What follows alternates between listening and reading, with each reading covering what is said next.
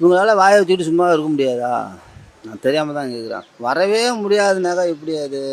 தமிழ்நாட்டில் வந்து அசைக்க முடியாத ஆலமரம் திராவிட முன்னேற்ற கழகம். இதுக்கு அடுத்தபடியாக அவங்க வந்து அதிமுக. சரி, ரைட்டு, இவங்க 2 பேர் தான் மாறி மாறி வராங்க, வேறு யாரும் வர முடியாது. ஆனாலும் இதுக்கப்புறமும் நான் சொல்கிறேன், திமுக தான் வந்துக்கிட்டே இருக்கும். அதிமுக கூட வரதுலாம் 100 சான்ஸ் வாய்ப்பு கிடையாது.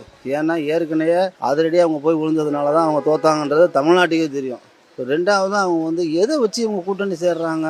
சரி, அப்படியே சேர்ந்தாலும் வந்து திமுக வர முடியாதுன்னு சொல்றதுக்கு இவங்களுக்கு எந்த விதமான அருகதையும் கிடையாது.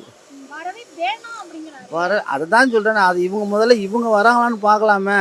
2 சீட்டு கிடைக்குதான்னு பார்ப்போம் முதல்ல. அவங்க திமுக வந்து வர வேணான்னு அவங்க சொல்கிறாங்க. 2 சீட்டு இவங்களால வர முடியுமா? முதல்ல அதை பார்க்கலாம். 2 சீட்டு கூட கிடைக்காது. அது வாய் வந்து சும்மா இருக்காது.